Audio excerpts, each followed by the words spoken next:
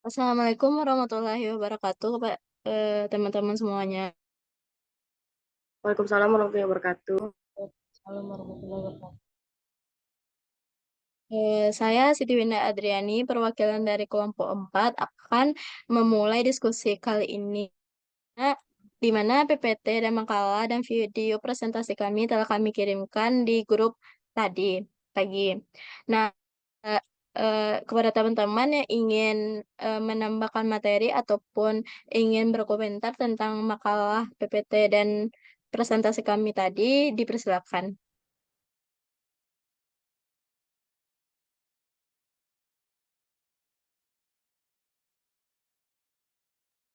Jika tidak ada, lanjutnya itu kita diskusi, di mana teman-teman telah mengirimkan pertanyaan ke grup, di mana ada kelompok 1, 2, 3, 4, dan 6. Eh, Kepada kelompok 1 yang bertanya, dipersilakan.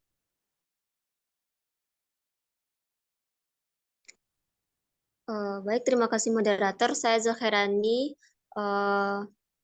bertanya mengenai bagaimana cara memastikan ketepatan data dalam penelitian kuantitatif.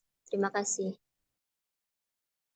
Terima kasih, Zilkairani. Selanjutnya kepada kelompok 2 yang mau bertanya, dipersilakan. Terima kasih kepada kelompok penyaji. Perkenalkan nama saya Ulan Aulia Hidayani dengan NIM 2100586 akan bertanya kepada kelompok penyaji.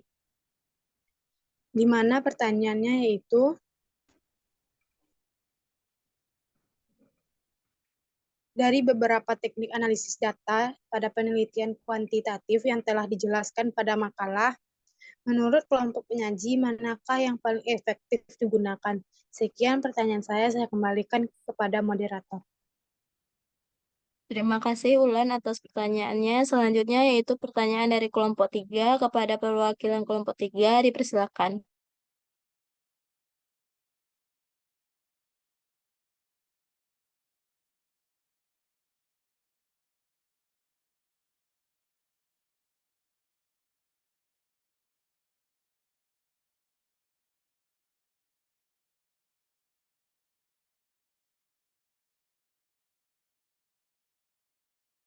Kepada Zulia, ada pertanyaan untuk perwakilan kelompok 3.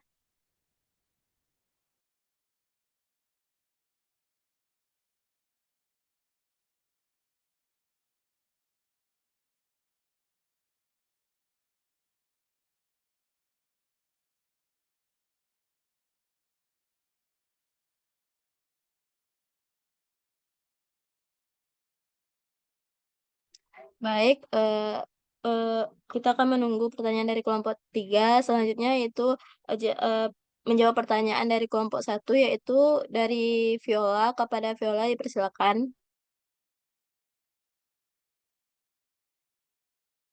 Baik, terima kasih kepada moderator. Saya akan menjawab pertanyaan dari Zilkairani, yang mana pertanyaannya, bagaimana cara memastikan ketepatan data dalam penelitian kuantitatif? Jawabannya itu memastikan ketetapan data dalam penelitian kuantitatif melibatkan beberapa langkah yang penting untuk dilakukan.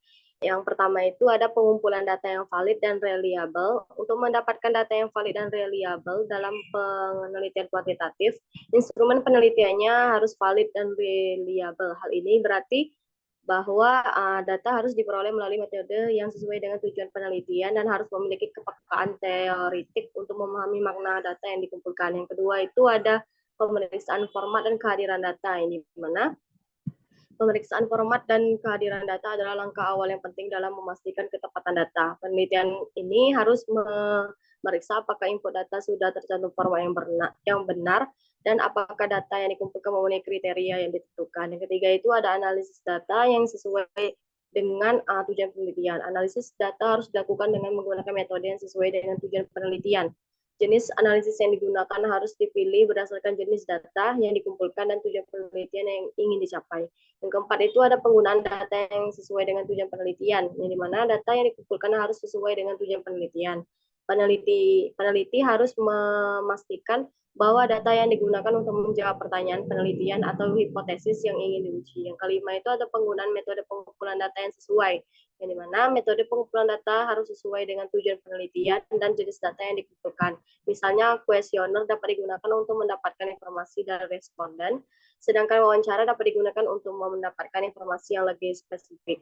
Yang terakhir itu ada penggunaan data yang tersedia dengan benar, di mana data yang tersedia harus dipahami dan dengan benar sebelum digunakan. Peneliti harus memahami struktur data, variabel-variabel yang ada, dan metode pengumpulan data yang digunakan. Sekian jawaban dari saya kembalikan kepada moderator. Terima kasih Viola atas menjawab pertanyaan dari Zulkairani. Selanjutnya ada teman-teman yang mau menambahkan pertanyaan dari Zulkairani.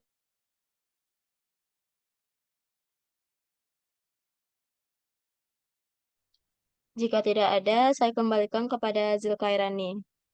Kepada Zulkairani dipersilakan. Baik, terima kasih kepada Viola yang telah menjawab pertanyaan dari saya. Jadi dapat saya simpulkan, yang pertama itu ada pengumpulan data yang valid dan reliable. Yang kedua, pemeriksaan format dan kehadiran data. Selanjutnya ada analisis data. Kemudian penggunaan data yang sesuai dengan tujuan penelitian dan penggunaan data yang tersedia dengan benar. Baik, saya kembalikan kepada moderator. Terima kasih Zulkairani. Selanjutnya yaitu pertanyaan kedua, yaitu pertanyaan dari Ulan Aulia Hidayani, akan dijawab pertanyaannya oleh Nadila Permatasari. Kepada Nadila dipersilakan.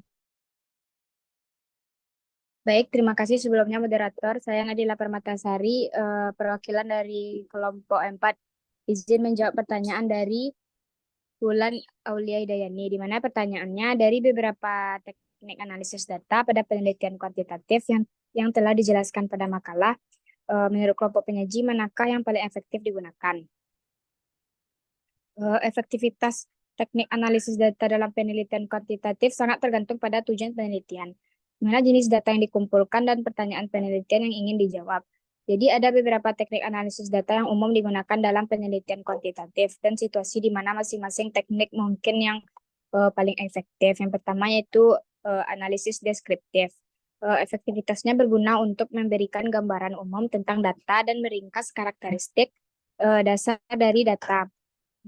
Selanjutnya situasi cocok digunakan pada tahap awal penelitian untuk memahami distribusi data dan untuk menggambarkan pola-pola dasar. Yang kedua ada analisis korelasi. Efektivitasnya membantu dalam mengeksplorasi hubungan antara dua variabel. Situasinya digunakan ketika tujuan penelitian adalah untuk mengetahui apakah hubungan antara variabel tertentu tanpa menyiratkan sebab akibat. Yang ketiga ada analisis variance, di mana efektivitasnya digunakan untuk membandingkan perbedaan rata-rata antara lebih dari dua kelompok. Situasinya cocok ketika ada lebih dari dua grup atau kondisi eksperimen dan penelitian ini mengetahui apakah terdapat perbedaan signifikan di antara grup tersebut. Baik, sekian jawaban dari saya. Saya kembalikan kepada moderator. Terima kasih Nadila. Terima kasih Nadila atas pertanyaannya. Kepada teman-teman yang ingin menambahkan jawaban dari Nadila dipersilakan.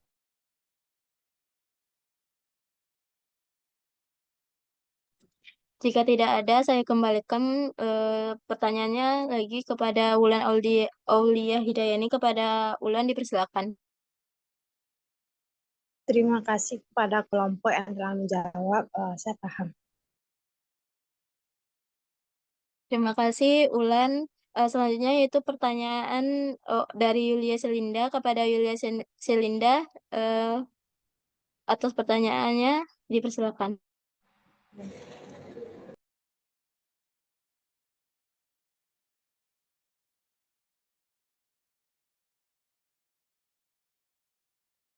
Baik, terima kasih kepada moderator. Selain dari perwakilan kelompok 5 ingin bertanya, ketika data tidak dikelola dengan baik atau analisis dilakukan secara sembarangan, itu seperti apa contoh nyatanya penyaji? Terima kasih, saya kembalikan kepada moderator. Terima kasih Yulia Selinda atas pertanyaannya. Pertanyaannya akan dijawab oleh Fauza Nabila. Kepada Fauza Nabila dipersilakan. Baiklah, terima kasih atas kesempatannya, moderator. Jadi contohnya itu seperti dalam sebuah penelitian tentang efektivitas metode pengajaran baru. Data ini dikumpulkan dari beberapa sekolah dengan cara yang berbeda-beda. Di satu sekolah, kuesioner diberikan kepada semua siswa, sementara di sekolah lain hanya beberapa siswa yang dipilih secara acak tanpa menggunakan metode sampling yang tepat. Jadi, data tidak dapat dibandingkan secara akurat karena perbedaan dalam cara pengumpulan data. Mungkin hanya sekian yang dapat saya jawab, moderator. Terima kasih Fauza atas jawabannya. Saya kembalikan kepada Yulia Selinda. Apakah paham atas jawaban dari Fauza? Terima kasih penyaji. Selin paham atas jawaban yang sudah diberikan oleh saudari Fauja. Terima kasih Yulia Selinda atas pertanyaannya. Kepada kelompok 3 dan kelompok 6 untuk mengajukan pertanyaannya.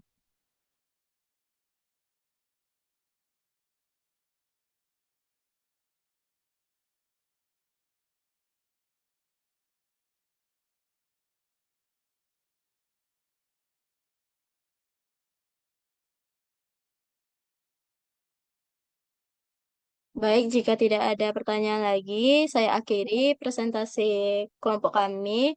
Jika ada kesalahan dalam perkataan ataupun pembacaan materi ataupun jawab pertanyaan dari teman-teman sekalian, saya mohon maaf sebesar-besarnya.